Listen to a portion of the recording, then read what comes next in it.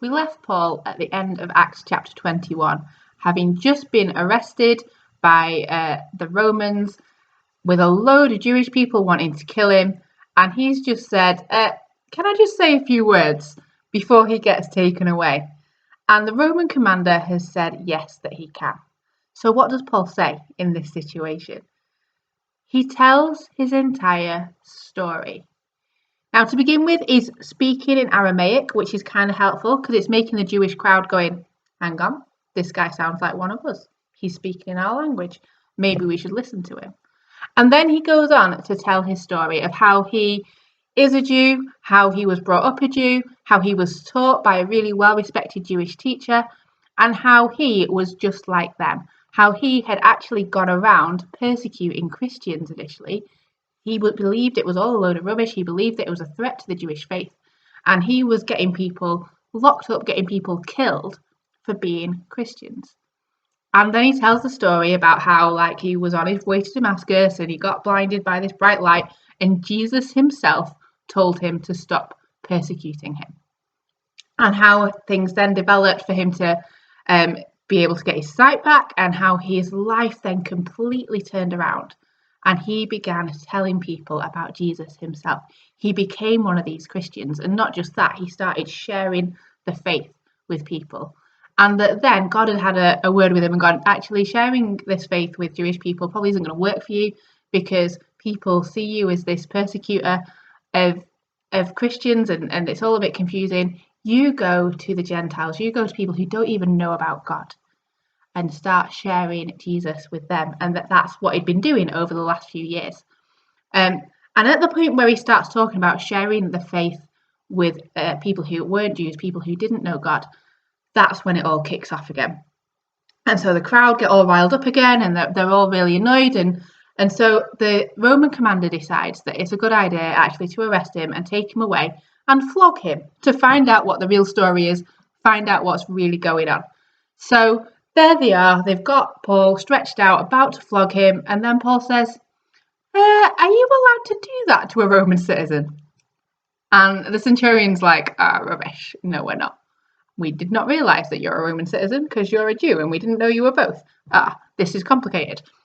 So then they can't beat the truth out of him. Not sure how that's meant to work anyway. And being Paul, he was probably quite happy to tell them. So they don't beat him up.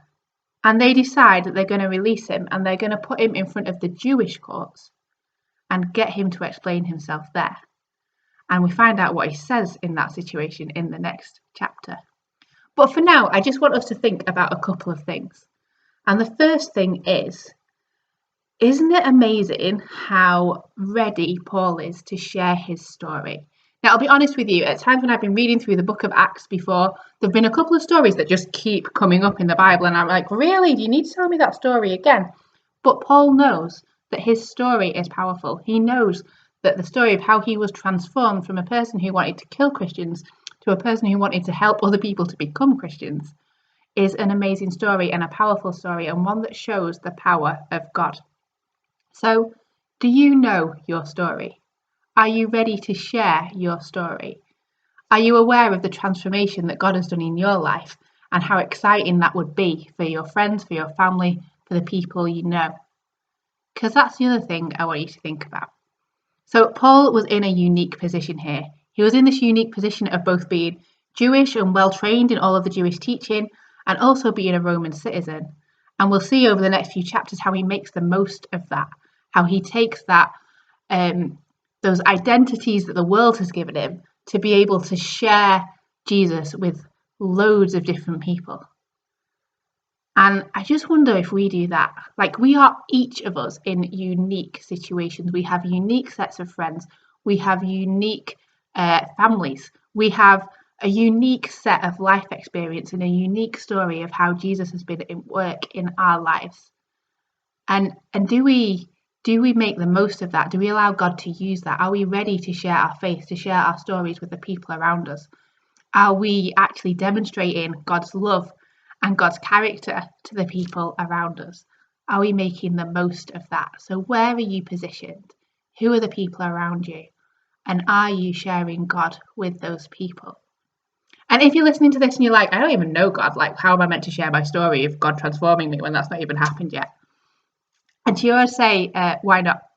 Like, if you've been listening to these videos and you know the power of this transforming God who could take a guy who was going around killing Christians and turn his life upside down to the point where he wanted to share that faith with others.